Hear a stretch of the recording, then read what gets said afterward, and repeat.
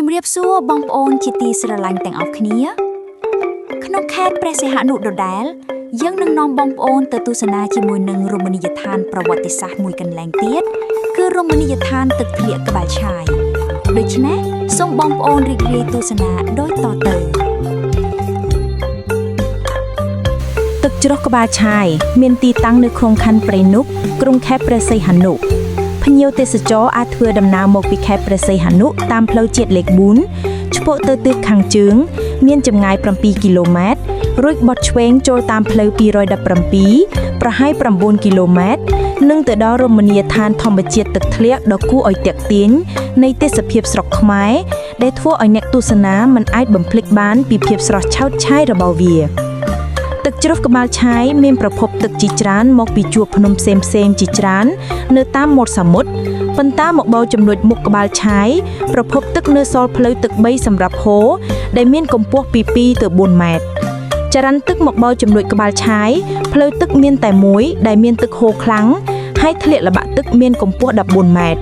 ភាគច្រើនអ្នកទេសចរចូលចិត្តមកងូតទឹកលេងនៅត្រង់កន្លែងទឹកធ្លាក់នេះណាទឹកជ្រោះក្បាលឆាយមានទិដ្ឋភាពស្អាតបំផុតក្នុងវស្សានរដូវ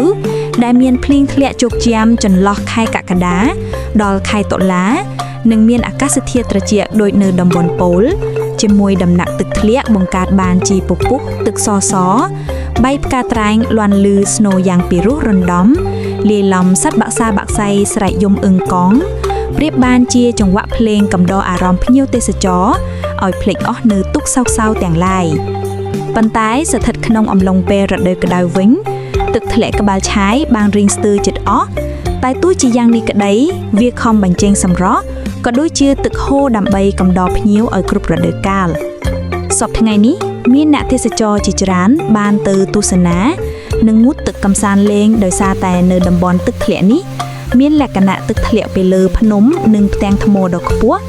មានទេសភាពខ្យល់អាកាសបរិសុទ្ធព្រៃឈើធំៗខ្ពស់និងភ្នំដ៏ស្រស់ស្អាតជាពិសេសនៅថ្ងៃបុណ្យទានឬនៅថ្ងៃចុងសប្តាហ៍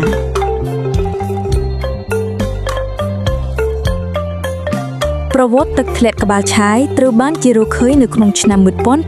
1960ដល់ឆ្នាំ1963និងត្រូវបានរៀបចំជាកន្លែងប្រភពផ្ដល់ទឹកស្អាតសម្រាប់ប្រើប្រាស់នៅក្នុងខេត្តព្រះសីហនុប៉ុន្តែការស្ថាបនានោះត្រូវបានខកខានដោយសារសង្គ្រាមកើតឡើងហើយតំបន់នោះក៏បានក្លាយជាតំបន់លាក់ខ្លួនរបស់ខ្មែរក្រហមលុះមកដល់ឆ្នាំ1997តំបន់នោះត្រូវបានប្រែក្លាយជាតំបន់អភិវឌ្ឍនៅឆ្នាំ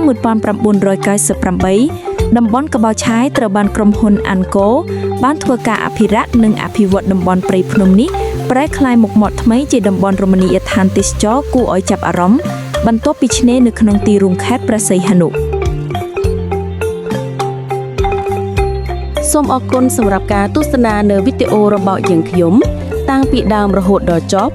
បើពេញចិត្តវីដេអូនេះសូមអស់លោកអ្នកនាងជួយចុច like និង subscribe ដើម្បីទទួលបានវីដេអូបន្តទៀតសូមអរគុណ